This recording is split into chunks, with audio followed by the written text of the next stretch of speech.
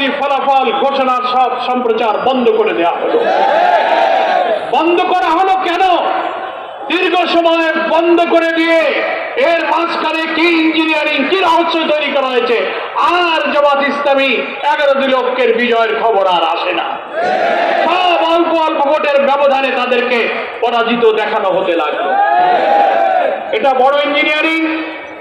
সাংবাদিকরা প্রশ্ন করেছিলেন আমাদের আমিরে জামাত, আজকে জাতীয় সংসদের বিরোধী দলীয় নেতা ডক্টর শফিকুর রহমান এমপির কাছে, যে আপনারা যে ইলেকশন ইঞ্জিনিয়ারিং এর কথা বলেন, কারা ইঞ্জিনিয়ারিং করেছিল? আমিরে জামাত জবাব দিয়েছিলেন বিদেশি সাংবাদিককে। সরাসরি প্রমাণ ছাড়া তো তার জবাব দেওয়া কঠিন। তবে অতীতে দেখা যায় যারা এই অপরাধ করে, যারা কারচুপি ইঞ্জিনিয়ারিং এ জড়িত থাকে, কোনো না কোনো ভাবে ওই যে আমি কলা খাইনি একটা গল্প আছে না, তাদের মুখ থেকেই একসময় বেরিয়ে যাবে।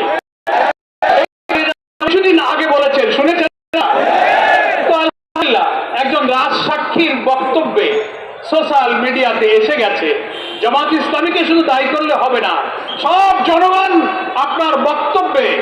রিজওয়ানা হাসান, সম্মানের সাথে আপনাকে বলতে চাই, আপনি কি সাবেক অন্তর্বর্তীকালীন সরকারের উপদেষ্টা ছিলেন, আপনি আপনার বক্তব্যের অডিওটা, ভিডিওটা আপনি বারবার দেখুন। আপনি কি বলেছেন? আপনি তার প্রতিবাদ এবং চারিদিকে যখন বিক্ষুব্ধ সমালোচনা, অভিযোগ, তদন্তের দাবি উঠল, আপনি সেটাকে ব্যাখ্যা দেওয়ার চেষ্টা করেছেন সোশ্যাল মিডিয়াতে যে না, আমি এটা কোনো রাজনৈতিক দলকে মিন করিনি, আমি উগ্রবাদদেরকে মিন করেছি। আপনার কথাই আপনি আবার ধরা পড়ে যাচ্ছেন। আপনি আবার সাংবাদিকের প্রশ্নের জবাবে, প্রশ্ন করা হচ্ছে নারী অধিকার, নারীর ক্ষমতা, নারীর মর্যাদার প্রশ্নে যখন আপনি উত্তর দিচ্ছেন, সাংবাদিক বলছে তাদের একটা অংশ তো বিরোধী দলে আছে। বিরোধী দল শব্দটা উনি উল্লেখ করেছেন। আপনি বলছেন বিরোধী দলে যদি তারা থেকেও থাকে, তাদেরকে আমরা মেইন স্ট্রিমে আসতে দেই। What do you mean by this type of comment?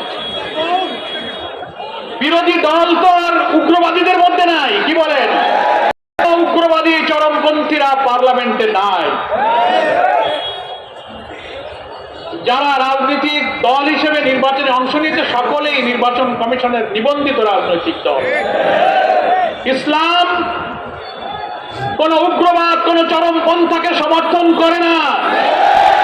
আপনি সাক্ষাৎকারে মিন করতে চেয়েছেন ইসলামী রাজনীতি যারা করে, নারীর ক্ষমতায়ন, মর্যাদার ব্যাপারে আপনি তাদেরকে দোষী করতে চেয়েছেন যে তারা সে অধিকার চায় না। না, বরং আপনারা নারীবাদী হওয়ার দাবি করে যা বলেন, হাজারো লক্ষ গুণ নারীর মর্যাদা ইসলাম দিয়েছে। জামাত ইসলামী সহ ইসলামী দল, ব্যক্তিত্ব, স্কলার,